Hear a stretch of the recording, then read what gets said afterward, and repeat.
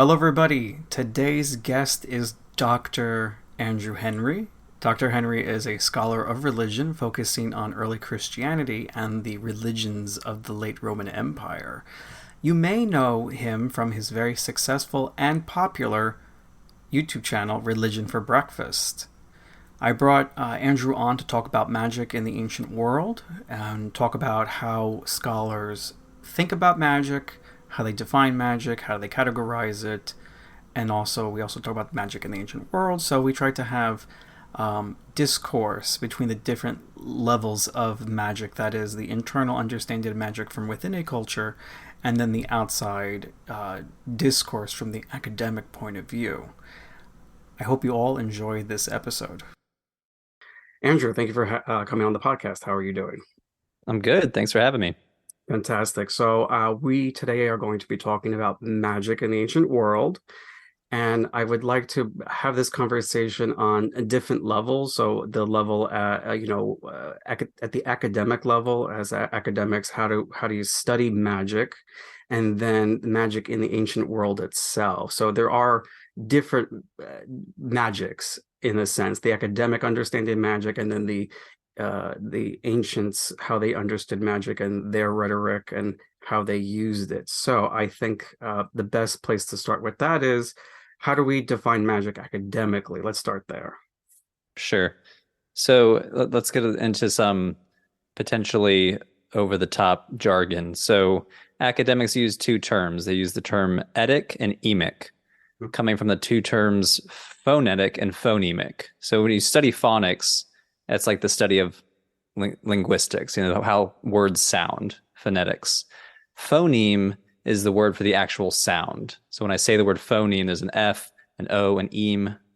So when we say etic and emic, we're talking about terms that are the study of, like a second order term that we try to use as a descriptive category: religion, ritual, magic. And then there's the emic term, which is the term that the subject uses. So if someone says, "Hey, I study I practice magic, I'm a magician," they're using it emically because it's a term of, as the subject, they're using it. So academics over the past few decades have been debating, can we use magic as an etic term at all? Should we only use the indigenous terms that people used back in the Greco-Roman world? So we have terms like magia, which we translate these days as magic. There's terms like pharmakia. There's all these different indigenous terms that describe different types of ritual practices, and they don't map perfectly onto the 21st century English word magic. And so there's always this slippage where we're trying to tie these things together. So I have been very careful, along with many of the scholars, it's not just me, to not map the word English or the English word magic onto those indigenous terms, because they are used in many different ways. They refer to things that we don't think we would refer to today as magic. Mm-hmm. So a good example would be, there was this Greek philosopher in the Roman period named Celsus who calls Jesus a magos. So like, "Hey, Jesus, you are a magician or a magi." And people today are like, "Oh, well, we could use many terms to describe Jesus. We could call him a prophet. If you're a Christian, you'll call him the Messiah." So there's terms you can apply to him. But as far as what Celsus saw, and who apparently read the Gospels, because he seems to be quoting directly from the Gospels, he read the Gospels and saw magia. Yeah. And the reason that we know about Celsus is because a Christian writer named Origen was responding to Celsus and saying, "Hey, Celsus, you're wrong here, you're wrong here." Celsus is reading the exact same, or Origen's reading the exact same Gospels, and he doesn't see magia. He sees, wonderful, divine miracles. Yeah. Exactly. So in many respects, magic and miracle are subjective terms. It's in the eye of the beholder. So to use the word magic emically as a scholar, I think is very fraught, because you're trying to apply it to indigenous terms that don't mean magic in the sense that we mean it today. Yes, and I bring this up especially in this conversation, in the things that I get involved with. This podcast, there's a lot of intersectionality between the academic, primary sources, me as a practitioner of Greek religion, and then you have the occult communities and witches today who use these words. They read academic literature, a lot of them. And then there's the word you use, the slippage. There's a lot of slippage between the what is being produced in their books. When they talk about magic, they'll use the occult word magic with a K at the end that Aleister Crowley invented. And that has to do a lot with, using my will to create change in the world. And there's more of a this occult spiritual has a different meaning. It has its own meaning. And what I have seen is there's this linkage between magic with a K to the magic, the magia. Let's skip the English term magic. Let's use the Greek term like magia. So magic with a K is the same or connected to magia, and then they will use the discourse from academics that talk about magic and link them all together and say it's the same thing. And so this is really important to understand the emic and the etic and all these sorts of things. So I think the next place we should go with that then is to really define where does the word magia come from?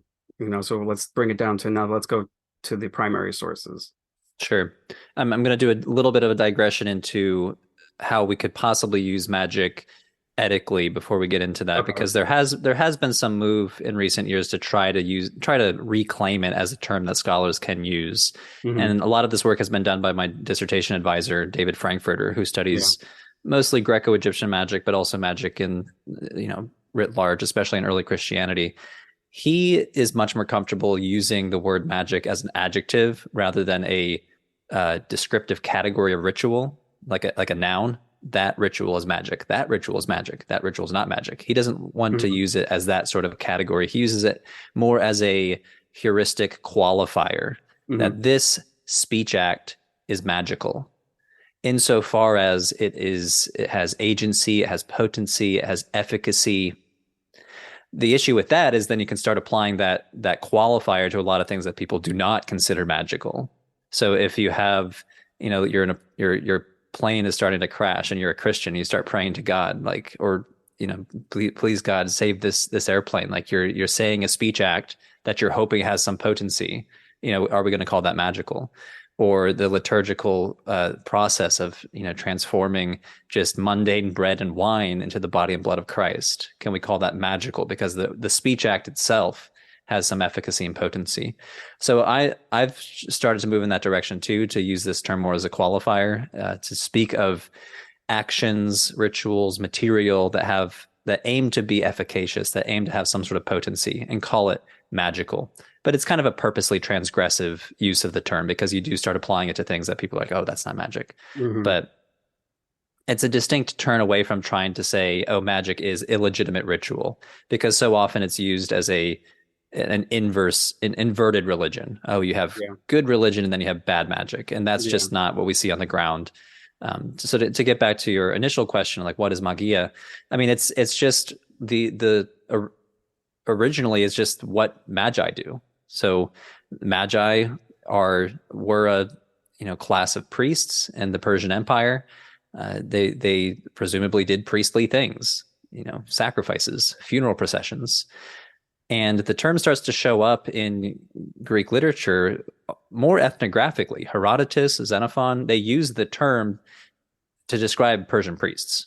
The Persian priests do some uncanny things, they divination, dream interpretation, stuff like that. So it doesn't inherently mean magician, as some have tried to define the term or translate the term today. But even in the 5th century BCE, I think the Derveni Papyrus, which is this really important archaeological discovery that has this Greek, a lot of like Orphic or Greek poetry, Yeah. mentions magi.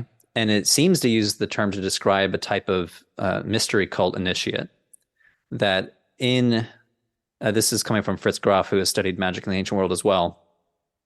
He says that in Persian occupied Ionia, that there were Greeks who were in these initiation cults, the Dionysian mystery cults, who called themselves magi. So in that respect, it was kind of appropriating the term from the Persian usage and then applying it to a mystery cult initiate.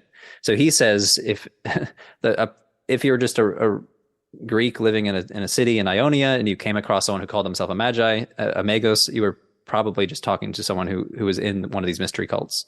But it does seem to apply to itinerant, possibly freelance ritual specialists who would do any number of rituals for you, whether it's divination, healing.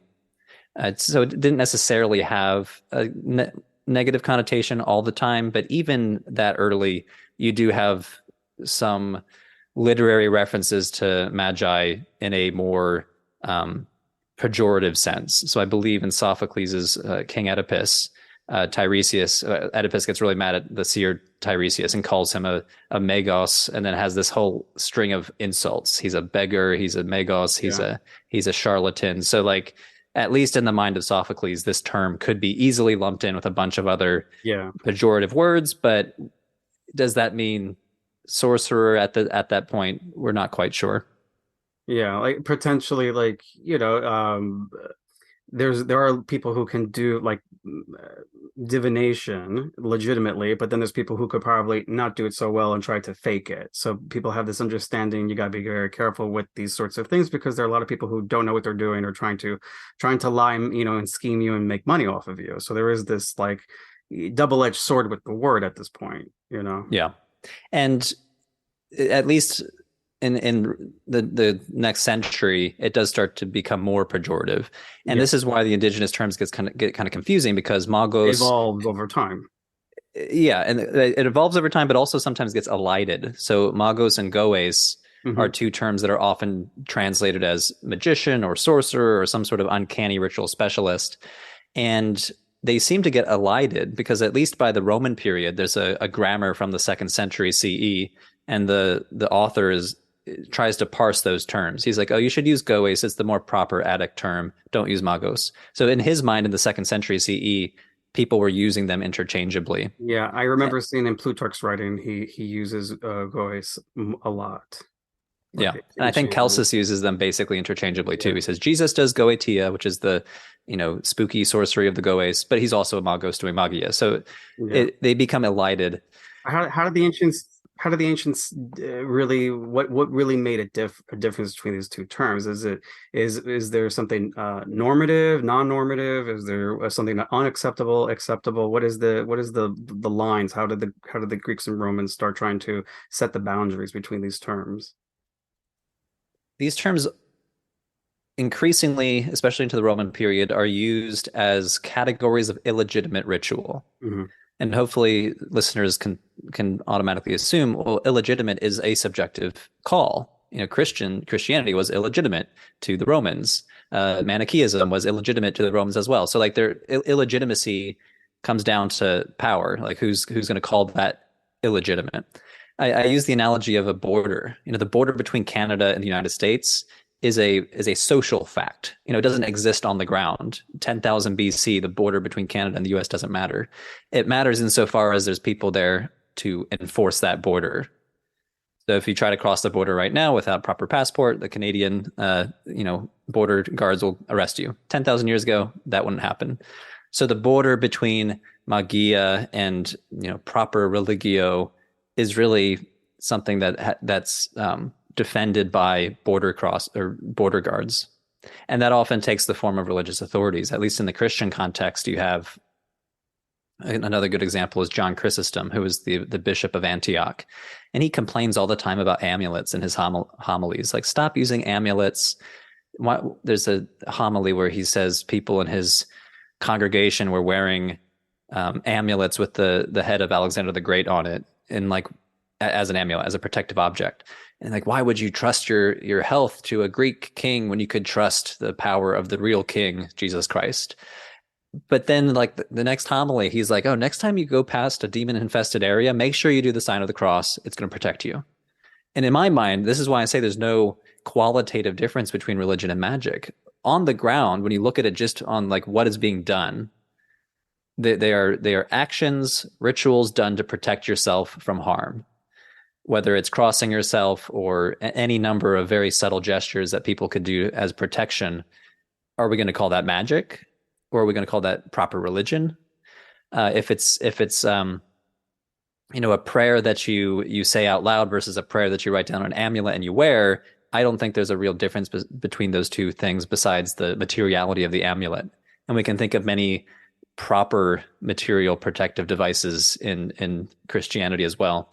So Like today for contemporary Greek society, for example, we have the evil eye, where people wear the eye, and that is like a contentious thing within, society. Like, is this proper religion? This evil eye business. I remember telling my aunt, because anytime I feel sick and I think I have the evil eye on me, I'll call an aunt and be like, "Can you remove it for me?" And I was like, I like your magic. You do good magic. And she's like, "I don't do magic." I'm like, because I'll be like, magia, because we use the word. I'm like, my God is magia. You do magic, and she goes, "No, no, this isn't magic. I'm doing something good. I'm not doing bad." So like today, still there's this concept of the magia is not good, and then like this is actually not magia. This is prayer. So this border. I guess it really comes down to the individual and what they align with in their mind is good and bad. yeah, Subjective. exactly. It's subjective. If you put me cornered me and said you must come up with a definition of magic, I would try to say something along the lines of a type of ritual that is, small scale ritual, often done by an individual to address a social crisis of some sort, because it's usually something like healing or protection, like protection from the evil eye. A lot of these small scale rituals we see in antiquity are business rituals. Like, hey, I'm going to try to curse that person's business because he's stealing, uh, customers from my business. Love, eroticism, marriage, childbirth. You think of how dangerous childbirth was, back in 5th century CE. So much of these small scale rituals, like apply this amulet, this papyrus to the mother as she's giving birth. Like these are all crises to be addressed ritually. So, okay, let's call that magic. I would prefer not to, but when scholars say, "Oh, this book is about magic," they're kind of forced to use that term because it's so popular, and the term is usually being applied to a book that's about these small scale rituals. That's not to say that magic can't be done communally and it can't be done on a civic level. There's a amazing inscription from the city of Miletus that is a big block on the side of the theater in Miletus, this beautifully preserved Roman theater. And the block is basically an amulet for the entire city of Miletus. It says, inscribed in Greek, "Archangels protect the city of Miletus." And then it has these like 7 ovals carved into it with these names of the archangels, which basically look like amulets. So somebody carved this What century is amuletic. this? I believe this is 4th century. It used to be dated to the 5th century CE, so well into the Christianized Roman Empire. The scholar Rangar Klein has tried to date it a little bit earlier because there's nothing explicitly Christian on the block. There's no crosses, there's no call to Jesus Christ, just as archangels. And at least by the 2nd or 3rd century, angels kind of were in Greco-Roman religion writ large. It was not just Judaism, it was not just Christianity. We have plenty of pagan inscriptions that mention angeloi. So magic is usually individual, doesn't need to be, but if I had my choice, I wouldn't use the word magic to describe a type of ritual. I would try to use much more targeted terms, like a ritual for cursing, a ritual for healing, a ritual for divination, for demonic possession or anti-possession That sounds a lot exorcism. better to me. Like get rid of magic because of the baggage that comes with, and then how people Yeah. use it secondhandedly. You know what I mean? Again, because I always keep in mind how do people who appropriate again, like appropriate the scholarship in order to build religion. So one of the things that I've been doing on my podcast recently, because I had Sarah Johnston come on, we talked about the pagan appropriation of scholarship to build religion. And so, built how they build pagan religions or witchcraft based off of scholarship. And when scholars use magic, then there's this blurring of, again, the blurring between scholarship understanding of magic. What does that mean? Ancient magia, modern magic with a K. It gets really tangled, I think. And so I think if we, at the academic level, create a different word as more neutral, it might help to clarify these things. Now, this is something that's not necessarily the priority of a scholar, what a witch or pagan does, but it is this ripple effect that does come out of scholarship that I think scholars aren't aware of how their work is being used by practitioners. So it's something that I think about, and I like the idea of ritual. These are ritual actions that we Yeah. are doing, and whether it's religion or magic, what does that necessarily really matter, I guess, from our point of view? We can Yeah. highlight how the people internally from those practices see it, how do they label it, but to us it's all rituals. Yeah. Well, the things that we call magic, the practices, so the rituals, the gestures, and the materials cut across what we also call religion. So I Yeah. always ask, what is the job title of a person who made an amulet in antiquity? Let's say the amulet is very fancy, it's made out of bronze or silver or even lead, where it's Mhm. been constructed and crafted. The job title is not magician. It's not goes. It's not magos. It's probably your local bronze smith, your local artisan who somehow acquired the lead and then made it for you.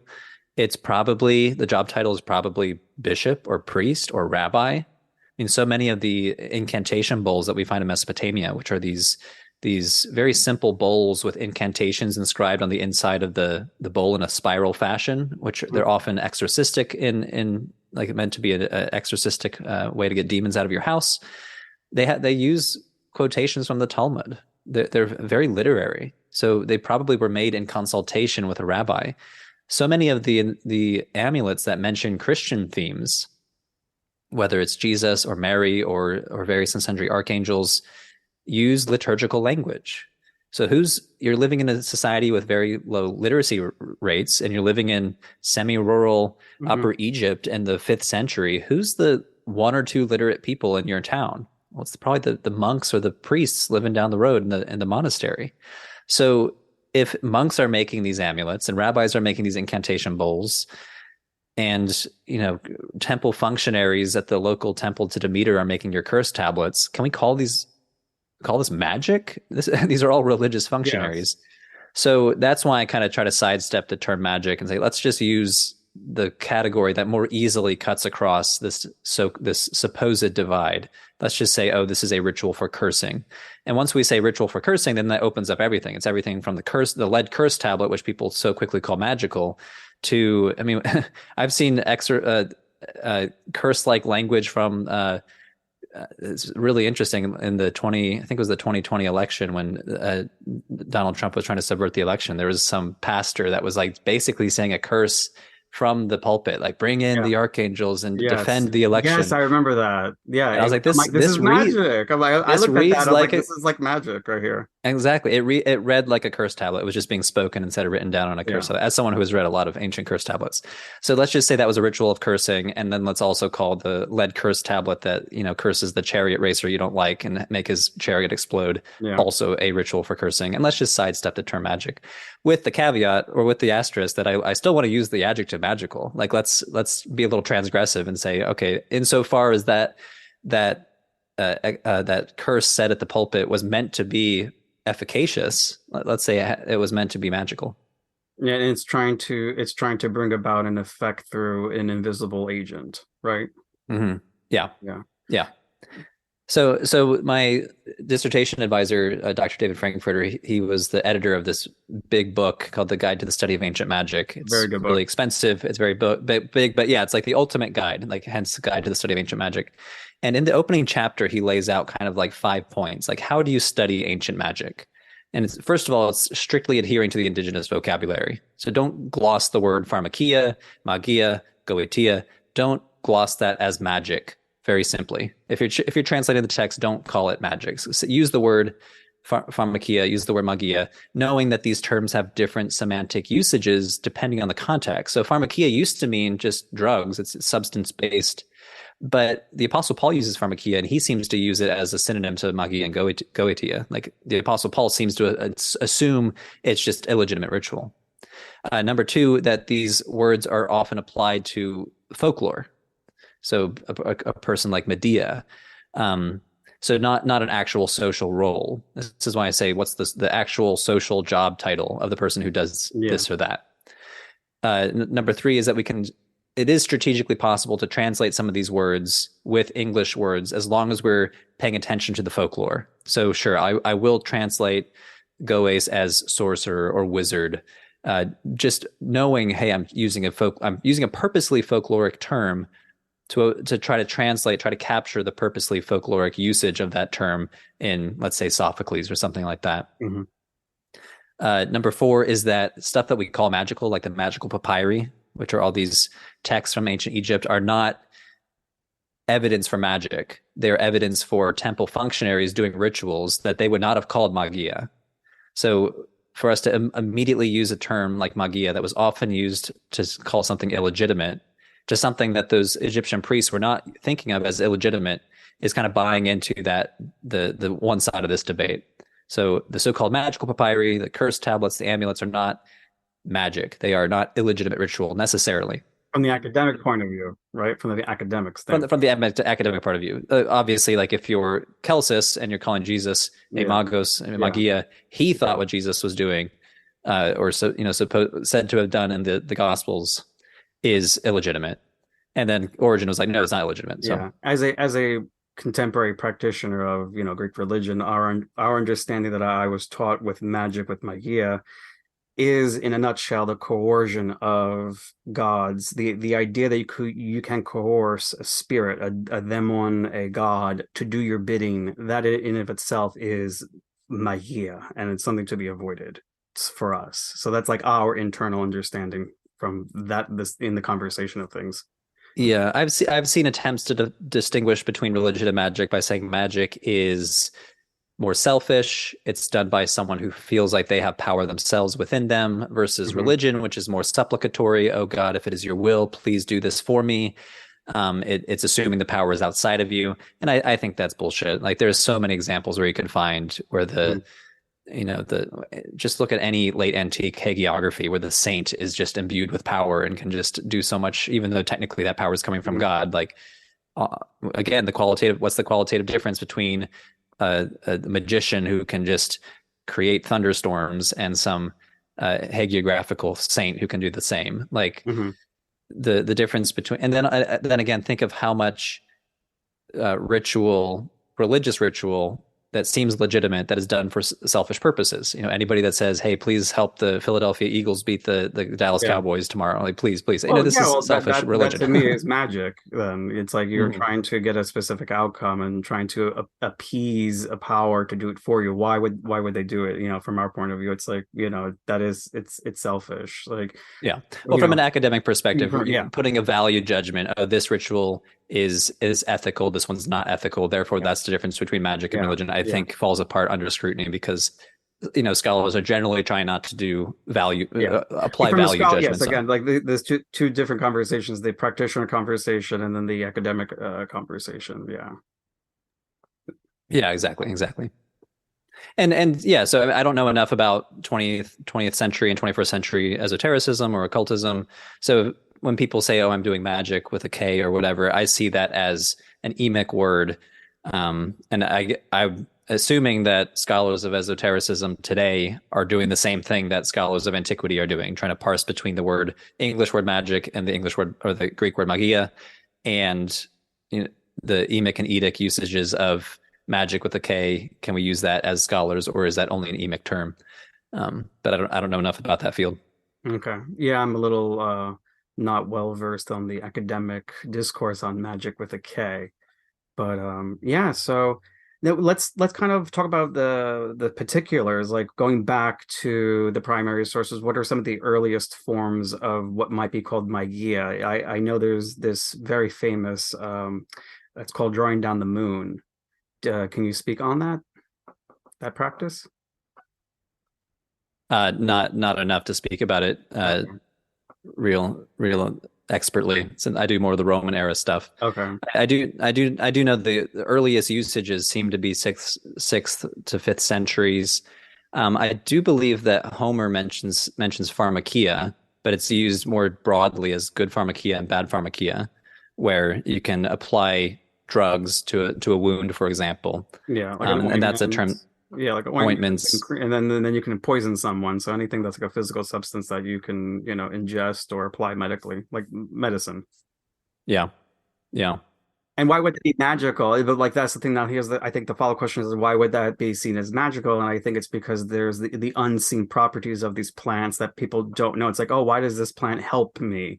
This is magic. There's someone who has special knowledge on plants and herbs to heal or to poison someone. And then, there's probably incantation involved with that too, like a prayer. You apply the ointment, you say a prayer and whatever, and then my wound heal or I felt better. That's magic. You know what I mean? To some people.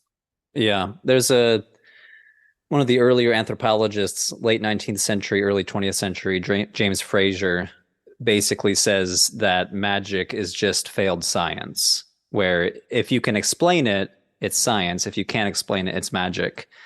That's it's kind of an alluring definition because it's so simple. But when you another anthropologist a few decades later, Stanley Tambaya, says that we shouldn't really apply that sort of scientific standard to the magical ritual because it does work insofar as it's working socially and psychologically. So I like to think of all these erotic spells in the Greco-Egyptian context, or like, please make so and so fall in love with me. And I try to imagine the social context. Okay, you just did that spell. Now, are you just going to sit back and wait for the spell to work? I would say probably not. You might feel empowered to then go and try to talk to the person that you're trying to date. So when we think of these rituals as augments to people's actions and not replacements to people's actions, it makes more sense from our 21st century, scientific mindset. Why would someone do this if it didn't work? Oh, they just must have been mistaken or tricked. And I would say, well, they were still operating with their usual agency. So same with like a curse tablet where, somebody, Okay. all these business curse tablets where you're trying to curse your rival business. You're Can you tell us about curse tablets now? Since we've been talking about curse tablets a lot, but I don't think we've actually talked about what they are, how they work. What's the nuts and bolts of that topic. So maybe we should explain that a little bit.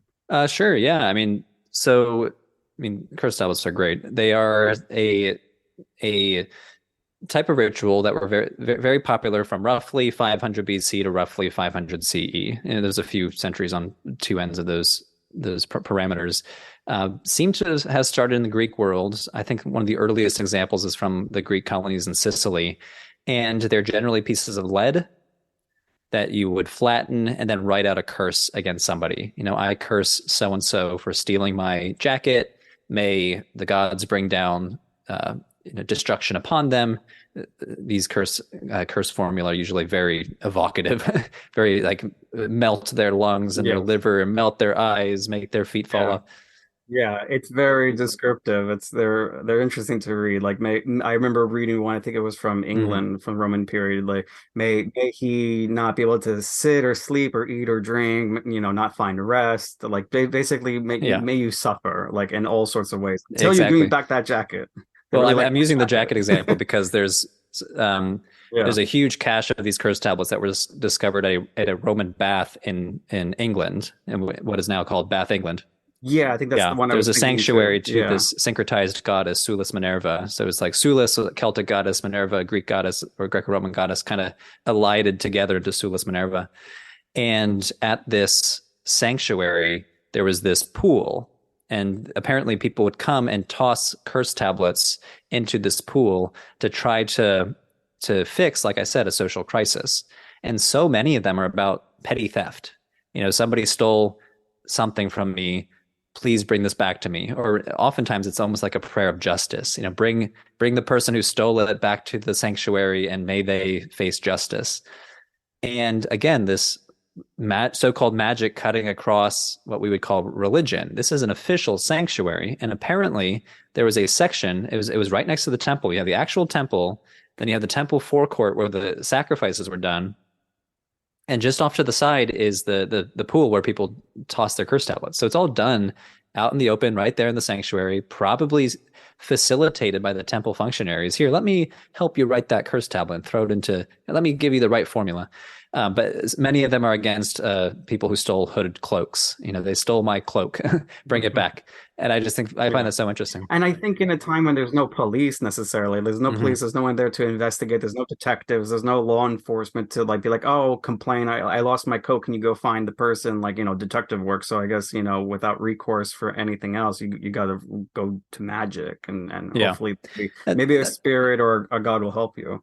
That's why I see these rituals as augmentation strategies. So we live in a Hmm. world that's constantly trying to thwart our agency. We want to get a promotion, but so and so got the promotion instead. It's like we want to do something. I want to do this, but I got sick or I got injured. So you live in a world where your agency is thwarted because there's no good judicial system. There's no police force. So if somebody steals your hooded cloak, what do? Well, this is one strategy you can turn to. So curse tablets, the Latin word is defixiones. It's from the Latin word defigere, which means, to fix, in the sense of to transfix something.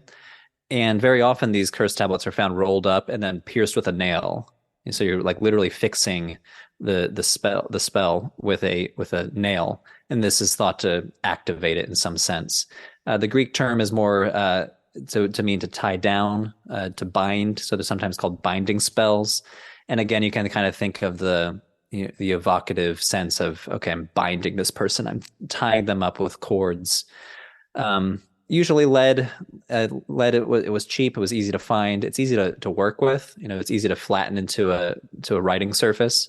Actually, one of my videos on my YouTube channel, I actually bought sheets of lead on Amazon, which I didn't realize you could do, just to see what it Yes, was you like. can. So Yeah. just Yeah. wanted to like, okay, how easy is it Oh to yeah, write on one lead? of your earliest videos was how to do a curse tablet. Yeah. I think it's probably got a lot of views by people who actually probably want to try and do it. Yeah, maybe. I mean, it's old, it's terrible production quality, but it was it was a lot of fun You did a because great job, honestly. You did a great job. I should do an update. I've always wanted to do a sequel with the incantation bowls, just buy a clay bowl. Hmm. But yeah, working with lead. I was wearing gloves because I wasn't sure how lead poisoning works. Yeah, But it's very easy. Just take a nail and scratch a spell onto the lead. It's yeah. quite easy. But we And have I other think in examples. the HBO, hmm? No, go ahead. I think in the HBO show Rome, they actually show a scene of somebody Yeah. doing a lead curse tablet. So As far as I know, it's the only media depiction of a cursed tablet. And in the show, she's like really going at it with yeah, like in this yeah. angry sense, which I'm sure was done. And we sometimes don't think about the emotional uh, Hmm.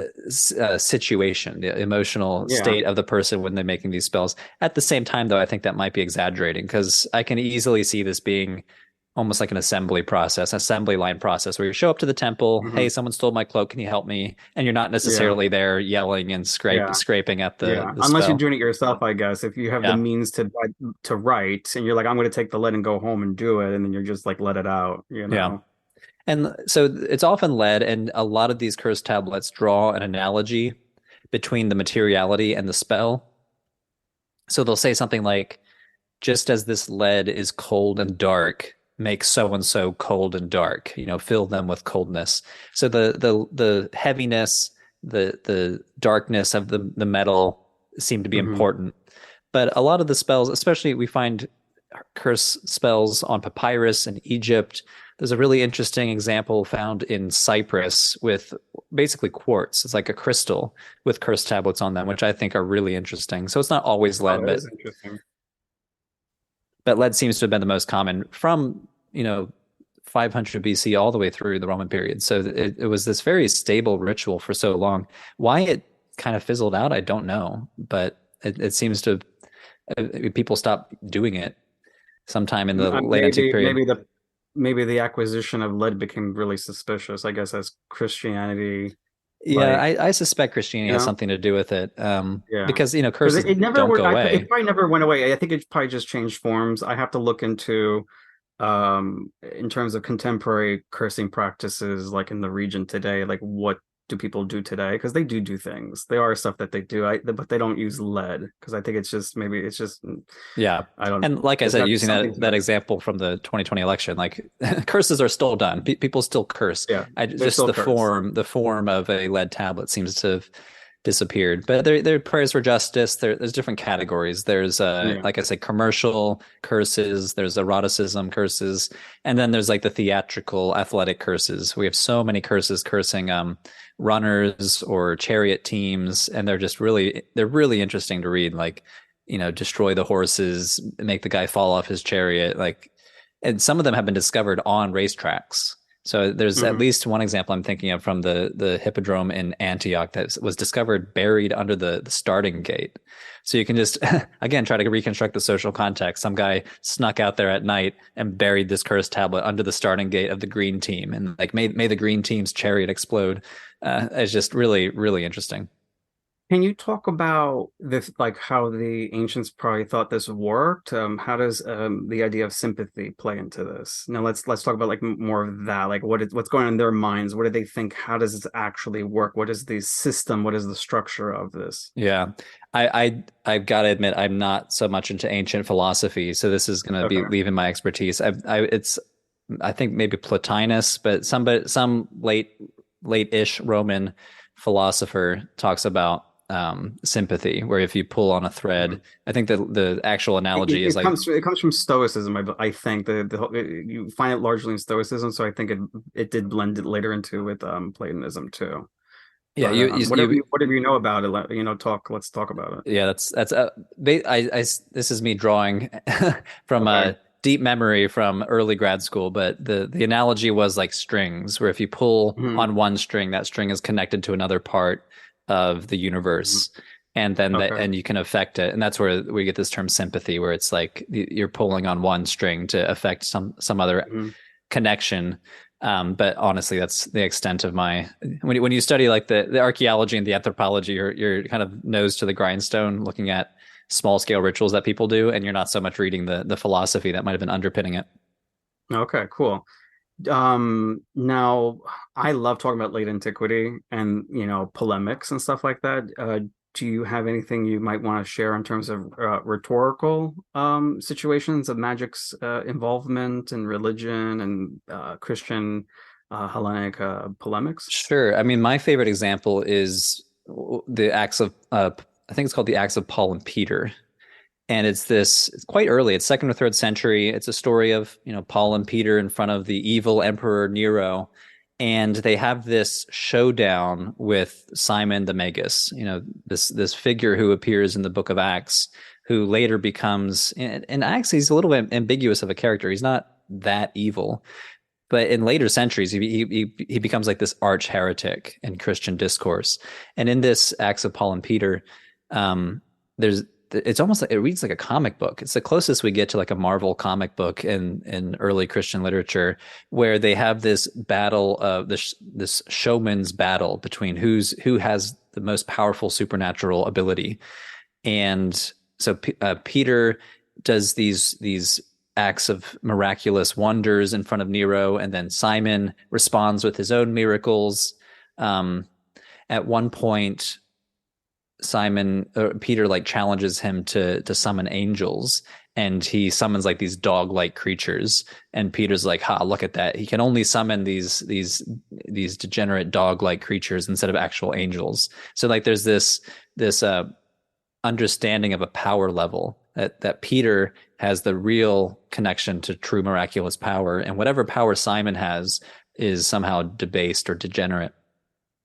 And the story ends um, very climactically, where Simon says, "Hey, I can fly." So they build this tower. He goes on top of the tower, and he just starts flying. And then Nero and all the crowd is like, "Aha! Look at that! Simon is the true powerful figure. Peter and Paul, you guys have nothing on that." And then Peter straight up kills Simon. He like says this. I forget the exact language, but he's like, bring him down." And I think Paul is there with tears in his eyes. Like, it's this very emotional scene. And then Simon just drops to the ground and dies from blunt force trauma, presumably. And so this is like the justification of the story. It's the moral of the story. You can imagine this was read to a Christian audience, like, well, Simon finally failed. Peter was shown to have the true power, the miraculous power given to him by God. And I see this as a great example of even in antiquity, there was this parsing between illegitimate ritual and legitimate ritual. And I think on the ground, there's not much difference between a miracle wonder worker like Peter and a miracle wonder worker like Simon. But the story is trying to say, oh, this guy's power comes from God, this guy's power comes from demons. So there's kind of a behind the scenes, what's the source of your power? One's demonic, Yeah. one's not demonic. And it's in Yeah. the same way that today people try to parse between religion and magic. Yes. And there's Apollonius of Tyana.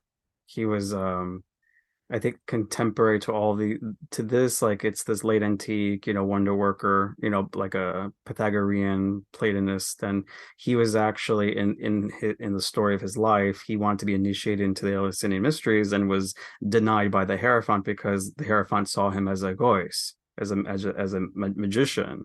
And then Apollonius had to like defend himself and be like, no, no, I'm not, and this and that. And he had to convince the Hierophant to let him in, which he succeeds in doing, does get initiated. But it's interesting that again, this sense of what are you doing that doesn't seem right, the boundaries that are being created. Yeah, I think so. Apollonius of Tyana was, yeah, this thought to be this ritual specialist wonder worker. There's also Apuleius, who you might have been referencing instead, but Apuleius, he gets put on trial for magic. Mm-hmm. I think he's a Mm-hmm. second century, possibly third century philosopher, very smarmy satirist kind of guy. Um, he has a text called the Apologia where he gives his own defense in court, and again trying to reconstruct the social context here. So apparently he married a widow. Her very rich husband died, and she has all this money. And then Apuleius gets married to this woman, I've heard of this story too. Yeah. So tell and the not family's very impressed with pissed off. The details. family's like, this guy's Yeah. obviously trying to steal our money. Yeah. So Yeah. the family brings him to court, and what's the charge they bring against him? Well, they bring the charge of magic against him. And the implication being the only way that this woman would have got with this guy is he must have used some sort of erotic curse spell to get her to fall for him. So they bring him to court, and it's a very interesting defense. And again, he makes a etymological linguistic argument in the same way that scholars today try to say, okay, what do we mean by magic? What do we mean by religion? And he's like, you have charged me of doing magia. Well, the magi were priestly people. They were trying to connect with the gods. How can you say this is a bad thing? You're basically saying I am connected to the gods. And then they accuse him of like acquiring weird, like a fish of some sort. Like you went to the market and you bought this weird fish. You obviously bought it for some sort of spell making needs. And he's like, I'm just a curious guy. I'm basically a scientist. Like, how can you say this is a bad thing? Presumably he won the case because as far as we know, he wasn't executed or put in jail or something because of this. But it's interesting the rhetorical moves he tries to make defending himself, and he leans into this word trying to reclaim the word magus and trying to reclaim the word magia. Wow. It's so interesting this time period where, these words are being used and the arguments. I feel like it's more prevalent later in the late antique period than in previous periods. Like, do you think there's anything societal that's happening? Like, what is going on? Like, think about today. Is it like I try to I love finding parallels between the ancient world and today, and like trying to connect, because human behavior is human behavior. It's just a different stage. That's how I look at it. Like satanic panic today. Like we had the satanic panic. Like, oh, that's people. You say, oh, that's the Satanism. You're doing something bad. This is this and that. And like, do you think maybe like in the ancient world, like they were going through a panic of some sort, or Christianity tying into this, the rise of Christianity, and all these societal changes? What are your I mean, thoughts? that's a really good question. The thing is, we're talking about such huge timescales here. So when we Yeah, talk about yeah, that's the the thing. Yeah, satanic panic, that was the 80s, and I think we're living yeah, through a new and it's panic. coming back again. Yeah, I think we're living through like a trans panic or a LGBTQ Yeah, panic. Like yeah, so, I mean, but we're talking on the time scale of 30 years here. The the term magia just becoming more and more pejorative. We're talking the case of centuries. I'm sure Christianity has something to do with it. We get an increasingly polarized understanding of demons versus angels. So the spiritual world, I think, becomes more polarized, at least among the literati. I think on the ground for your random person living in rural Syria, they probably didn't care so much. So like, oh, I'll go to the basilica on Sundays and get the Eucharist because oh yeah, that bread and wine that's going to help my sick baby if I like put that holy oil on my baby. But I'm also going to go visit the ancestral sacred grove where the ancestors live or where some daimon lives. Um, but I do think we start seeing this more polarized where you have angels, you have God, you have Jesus, and then you have everything else are demons. Um, you have these Christian authors calling the Greek, never denying that the Greek gods don't exist. They just say, oh, they're just types of demons. So that might be part of it, where the spiritual world becomes more polarized. Other aspects of the spirit world, though, remain the same, which is very locative. You know, angels live in certain places, they have certain domains. We see this in Jewish magical practice in late antiquity, where you have an angel that presides over the rivers or an angel that presides over the forests, and you can supplicate these different beings on a more local level. Whether or not that has something to do with, you know, a moral panic, I'm not sure, but I can imagine. I mean, the historian Ramsay MacMullen makes the argument that Christianity grew so fast because you had so many of these itinerant preachers claiming to have power over spirits, and that has a lot of currency when you're trying to bring people over to your side. It's a very Protestant and very romantic idea to say, oh, they were just all these crowds of people just fell in love with the beautiful message of the gospel. When it's more likely that some priest or monk showed up to town and say, hey, I can handle your problems. You're sick. Well, it's probably a demon inside you. Let me fix that for you. And it was on this very local ritual specialist level that Christianity grew. Again, I don't know if I call it a moral panic, but I would say that as a social movement that happened, where the power of the holy man became very important. And you have all these stories of, you know, Simeon the Stylite, who was living on top of this pillar. And if you visit Simeon and then take some of the dust or dirt or material from around his pillar, you can turn them into little tokens that can heal you of sickness. So we have all these little Simeon tokens with a little picture of Simeon's head on it, presumably made out of material from his pillar. That's what's important. If you're living in rural Syria and you want to heal your sickness, visit the local healer or the local holy man. So I think that's a major social move throughout late antiquity. Okay, cool. Now I'm just curious of how did you really get into this? Did you wake up one day and say, "Hey, I want to be a scholar of religion"? Like, what was that path to that? Yeah. I came into religious studies a little sideways. I was a history major, and my senior project in college was on amulets because I kind of stumbled into the subject. I wanted to do something different. And when you think of, you know, a final project in ancient history, people might focus on Julius Caesar or Cicero, like these big figures. And I was like, what's the weirdest thing I can find? And I kind of stumbled into this. And I kind of rode that wave for the next decade where I just studied the small scale rituals that I found weird and exotic. So I was from the start kind of exoticizing them in a way that today I'm like, oh, we shouldn't exoticize these rituals. But at the time I was like, ooh, this is weird and exotic. So my intention was to get into a history PhD program. And so I applied to mostly history programs. But, you know, this guy named David Frankfurter keeps coming up in this research. He seems to be a big guy in ancient late antique magic. And, oh, but he's in this thing called a religious studies department. What is that? Like, I didn't even really fully understand what religious studies was when I was applying to PhD programs. Got into the program, decided to go there because of the dissertation advisor. So for anybody that wants to go to a PhD program, a good advisor will make your PhD experience a lot more fun. Like they can they support you. The person that's going to be reading all your research. So I'm lucky that I had such a good connection there. But it was a religious studies department. So I took all these classes on religious studies theory, which at the time I was kind of leery about. I was like, oh, I would rather take a class on ancient economics or ancient philosophy. Why do I have to take a class on what is ritual? What is religion? What does it mean when we say the word sacred? What's a sacred text versus a mundane text?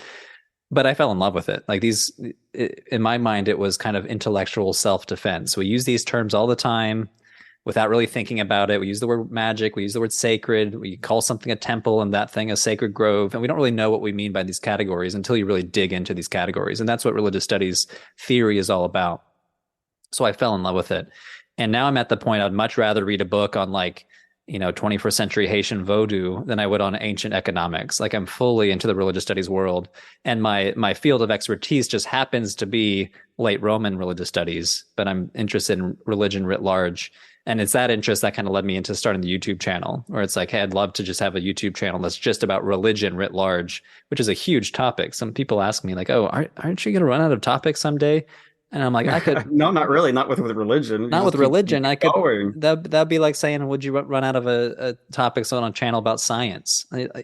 I could publish a video every single day for the rest of my life, and I would not run out of topics under the umbrella of religion. Because even within a single tradition like Hinduism, well, you can have a video on every single Hindu god, and then you can have a video on a single Hindu god and how were they interpreted in 500 BC as opposed to 500 CE, and like you could just explode it so much that yeah. So this topic is just this endless uh, gold mine of topics. You can just Yeah, and you've built a very successful platform. I remember, following your channel right like from the beginning, I think. And now you're like, where are you at right now with like your subscriber count and approaching 700,000 subscribers. So it is that's the amazing. yeah. No, That's amazing. And it shows really people are really interested in this subject because it is in our society like you're polite conversations not to talk about religion, but people are interested in learning what this thing is that's so pervasive in our society. It impacts our lives, and look at a society right now where it's impacting laws. They're trying to impact laws based on people's religion, and it's like, well, what is this thing that is trying to control our lives, like and people want to learn yeah, more. it's kind of annoying because yeah, the phrase is it's don't talk about politics or religion in polite society, but everybody talks about politics, and politics Yeah, YouTube channels are a dime a dozen. Religious studies yeah, YouTube channels, there's like five of us, if that. So like, but you're right. People are interested in the subject. The subject, religion remains extremely important to society in the sense of relevant to society. Do you want to understand a global issue like I don't know, try to study India without knowing a thing about Hinduism or Sikhism? Do you want to understand the Middle East? Well, learn something about Islam or Coptic Christianity in Egypt. So whether you're in international relations, whether you're in economics, whether you're into history or social sociology, if you don't know a thing or two about religion, you're not going to really fully understand these subjects. So this is one of the interesting things about religious studies. It just cuts across all these different fields, from neuroscience to psychology to history to economics. And this is partially why we're never going to run out of subjects on the topic because there's just so much there. And you're totally right. Do you want to understand U.S. politics? Do you want to understand how Donald Trump was elected in 2016? Well, it's because of American Christianity. So let's study a thing or two about American Christianity. So it remains a vitally relevant field of study to this day, even though people say, oh, religion's disappearing. It's like, well, certain societies, especially in Western Europe, are secularizing, but even that term we can then problematize. I just published a video on manifesting, this practice where you can kind of bring about things in your lives if you think about it enough. And that I would call a religious spiritual practice, even though it seems to be operating in a more secular capitalistic sense. So yeah, religion, it's not like it's not a bad decision to start studying religion now because you're thinking it's going to disappear in 10 or 20 years. It's here to stay for the foreseeable future, and it's a way to really understand society on a deeper level. yeah, definitely. All right. And one question I always like to try to ask people is, when you want to recharge your batteries and kind of, unplug from your discipline, what do you do? What's a hobby or something that really gives you life? Yeah, I'm super into board games these days. If you asked me 10 years ago about video games, but like I just don't have the time to sit down. Like there's the new Zelda game is out. So I have been playing a lot more video games in the last 10 years and just the past few months. But yeah, I'd say board games. I play this game called Gloomhaven all the time, which is a little more like a dungeon crawler role-playing game. I just played. And you've done videos, I think, on Zelda, right? You did a Religion of Zelda, I did. think. I did like a ultimate guide to like my own pet theory about the Yeah. religion of Zelda. If you were transported into the land of Hyrule to like study it as an anthropologist, and I just recently published a video on the demonology of Hyrule because there's so many demon kings in the Legend of Oh, Zelda cool. series. Like what does that mean to say there's a demon king? So I kind of have this Mhm. theory of demonology. I haven't done videos on board games and religion, but I could do that too. But yeah, Yeah, so there's so many potentials, so much possibilities. yeah. Yeah, the religion and pop culture. But again, that's not really unplugging. So unplugging it, Yeah. sitting down and playing a 3 hour game of Terraforming Mars where I'm only thinking about the strategy of how to win. I'm not thinking about religious studies then. Yeah. Very good. Well, thank you for your time. This was a great conversation. I appreciate you coming on the podcast. Thank you for having me.